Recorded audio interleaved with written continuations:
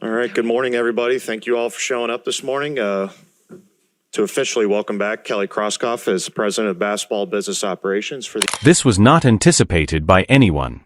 At last, the quiet section was spoken aloud by the Indiana Fever president, who was seated at the top of the entire organization. Her remarks raised eyebrows and stirred up the entire basketball music community. The music, politics, pressure, locker room dynamics, and the struggle between creating a champion and a brand were all exposed for the first time. And everything you believe to be true about Caitlin Clark's circumstances in Indiana is altered once you learn the whole tale. Let's now return to the start of this tale.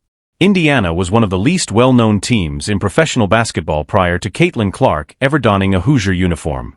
6 victories in 2021, 5 in 2022, and 13 in 2023 are being discussed. They were a joke for almost 10 years. No spotlight, no buzz, no fans. There wouldn't be any cameras. The seats weren't packed. Regardless of the fever, the WNBA scene has dramatically shifted. That was the truth. A once proud franchise was reduced to a mere afterthought. But despite their best efforts, nobody in that front office could have anticipated what transpired. When the first overall choice in the 2024 WNBA draft entered the room, everything changed dramatically. Beyond simply lowering the temperature, Caitlin Clark accomplished more. The entire league was altered by her. Everywhere she performed, the crowds were completely sold out. Record-breaking TV ratings, jerseys flying off the shelves, and a media frenzy unprecedented in women's basketball were all there. A piece of music, truly. The company had to make a decision in the midst of that eruption. Would they attempt to change the direction of the wave or ride it? At that point, the entire narrative becomes intriguing because the front office made a shocking decision when the Fever needed someone at the top who understood exactly what they had, a once-in-a-generation athlete who was single-handedly changing what was possible for women's sports. Kelly Krauskopf has been appointed President of Business Operations and Basketball. It made sense on paper. Having constructed the team that won the 2012 title, Krauskopf had personal experience with the Fever. The group introduced her with all the excitement that was expected. However, something in the rhetoric of her first news conference brought up difficulties that many at the time chose to ignore, but that would later come back to destroy the entire company months later. No one noticed the warning signs until it was too late since they were concealed in plain sight. At this time, everything fell apart. July of 2025. Caitlin Clark's injury-related absence raises concerns about the Fever. Due to a groin problem that has been plaguing her for weeks, Clark has only participated in 11 games this season. Fans are irritated. The team is on the verge of making it to the postseason. There is increasing pressure. In the midst of all of that, the film from Krauskopf's first news conference inexplicably resurfaced on social media, revealing something hidden in his October 2024 speech that most people had completely missed. This is about the Indiana Fever, Krauskopf stated during the press conference, looking directly into the cameras. Yes, Aaliyah Boston and Caitlin Clark are our core performers and we intend to continue developing them. However, I want this team to be a national leader and a long-lasting brand like Apple. That was all that was required. The video went viral in a matter of hours, and its fan base grew quickly because many people didn't hear that vision in those words. It was a warning. Such a reaction was unprecedented in the Fever front office. In addition to being angry, fans were well-organized, boisterous, and hard to ignore. The analogy to Apple struck a different chord because of what Apple actually accomplished. One visionary who established the foundation for their entire identity was Steve Jobs. And the empire almost fell apart as soon as he left. Because of this, Clark supporters perceived the Fever president's use of that same analogy as revealing, as if the group already viewed Clark as a component rather than the primary emphasis. A fan responded to enduring brands that align with their values on social media. Steve Jobs, the company's star and visionary, is credited with making Apple a global icon. Another fan didn't hold back either. They claimed that when Clark finally decides she's had enough of a front office dumpster fire, the Fever will acknowledge that they wasted the greatest chance in women's sports history. The answers, comment sections, and message boards all expressed the same basic sentiment. You don't minimize the most significant player this team has ever had, and you keep focusing on her. There was more to the criticism than just noise. It was a decision, and someone in that organization realized how dire things were becoming. because Krauskopf's account completely disappeared a few hours after the video gained popularity. Where there had been a social media presence only a few days prior, there was quiet instead of a message or an explanation. At this point, it becomes much more complicated. Lexi Hull, one of Clark's closest pals, didn't hold anything when she applied for a Glamour magazine article.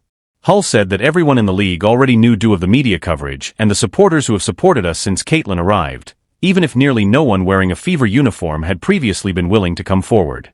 Because of the players on the court who genuinely dress next to Caitlin Clark every night, I believe there is some jealousy toward the Fever. She went one step further and disclosed that teams from all over the league have been discussing topics like we can't let the Fever win in their own locker rooms. A disturbing reality that had been developing for 2 seasons was revealed by Hull's remarks. These days, the Fever do more than simply play hoops. Every time they take the floor, rival teams have singled them out due to the players on their side. And because of one person rather than the team's efforts. Sophie Cunningham went one step farther.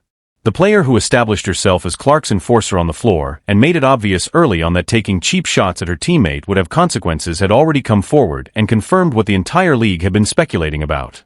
Cunningham remarked, "I heard it before I joined Indiana." She claimed that there were explicit discussions about Clark in the locker room while she was still in Phoenix. That rivals weren't merely aiming for victory. They were attempting to make their point. The story of Clark being physically assaulted and receiving an unending welcome to the W moment has been presented through music throughout the season. Even objective observers were shocked by the intensity of the physical play directed at Clark. And many were genuinely questioning if the officiating had adequately safeguarded her by the time her season ended after just 13 games due to a groin injury. A growing percentage of people who were listening carefully said that the answer was no. However, that was only the start. The inside story of what it's really like to be Caitlin Clark's coworker was beginning to emerge because everything was happening in the public eye. It was likewise not what the critics had anticipated. Caitlin Clark's detractors have primarily promoted a straightforward story. That she caused issues in the bathroom. She was disliked by the players.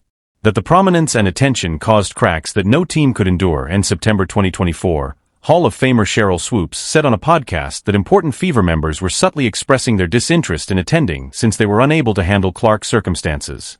It spread quickly. It either became part of the background noise that accompanied the Fever into their second season together, or it was replayed everywhere. Unless, of course, Clark was forced to appear as a guest on another March Madness program by Hubbard and Diana Taurasi. Music. She took it on head-on. She wasn't upset. Didn't act defensively. She was remarkably composed about it. In essence, you grow accustomed to people believing they are aware of what goes on behind closed doors when, in fact, they are not. She continued to receive encouragement from her co-workers in that locker room. During the 2025 playoffs, Clark's teammates flooded the floor once she recovered from her injuries.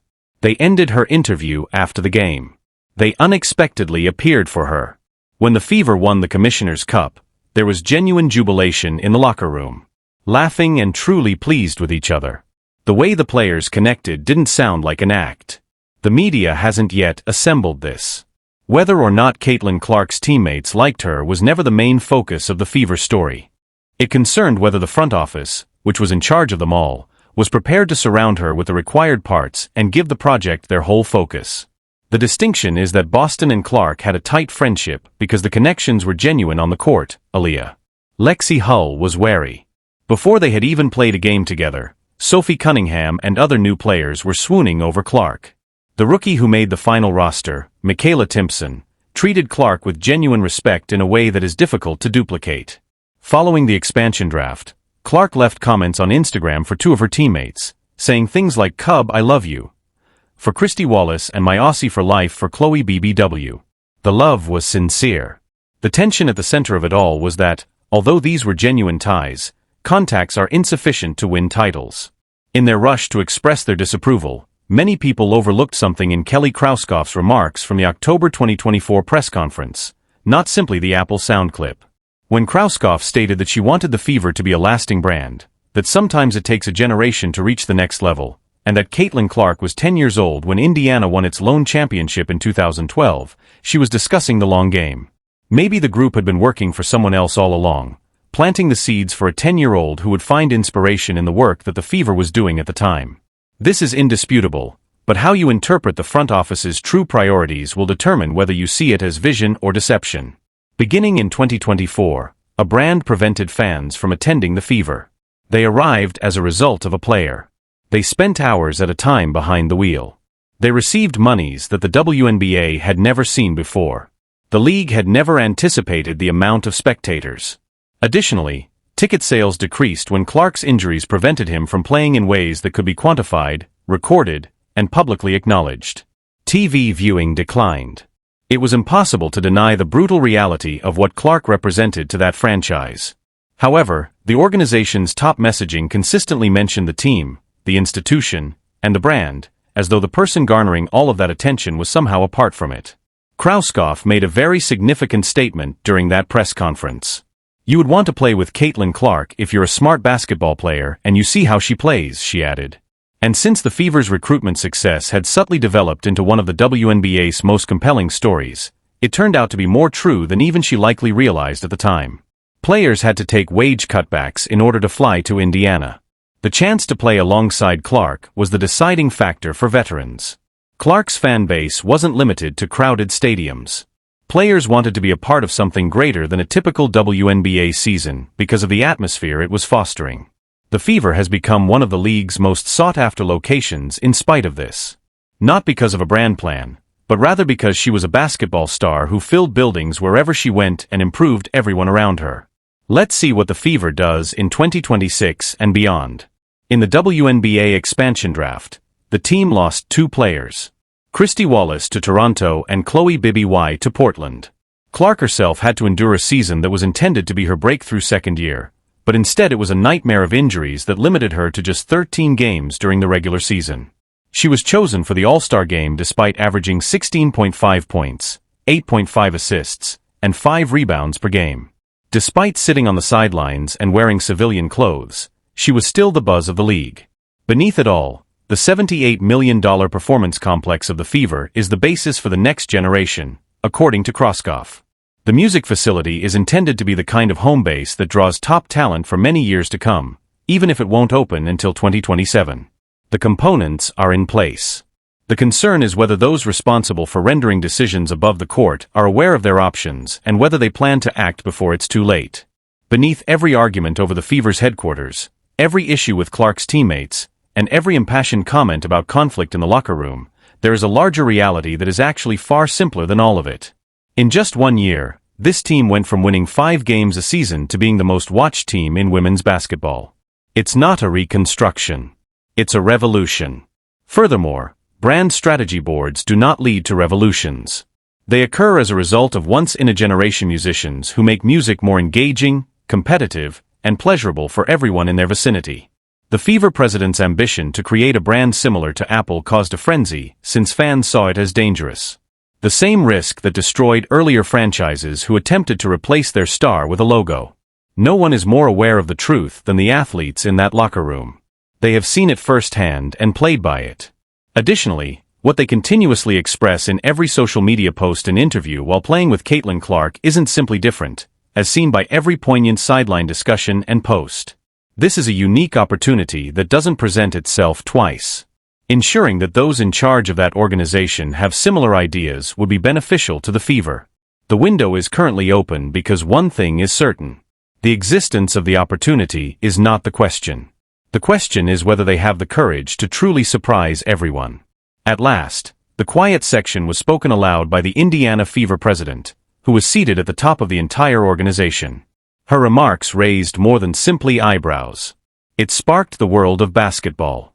For the first time, the dynamics of the locker room, politics, pressure, music, and the struggle to create a champion and a brand all collapsed. Everything you believe to be true about Caitlin Clark's circumstances in Indiana is altered when you hear the full story. Let's now return to the start of this tale. Indiana was one of the least well-known teams in professional basketball before Caitlin Clark ever put on a Hoosier uniform. 6 victories in 2021, 5 in 2022, and 13 in 2023 are being discussed. They were a joke for almost 10 years. No limelight, no buzz, and no fans. There wouldn't be any cameras. The seats weren't packed. Despite the fever, the WNBA scene had radically transformed. That was the truth. A formerly proud franchise was overtaken by an afterthought. But despite their best efforts, nobody in that front office could have anticipated what transpired. When the first overall pick in the 2024 WNBA draft entered the room, everything changed. In addition to reducing the temperature, Caitlin Clark had a complete transformation. Please subscribe, switch on all notifications, and share your thoughts in the comment section to make sure you don't miss anything. We'll see you in the next, once you click the video on the screen.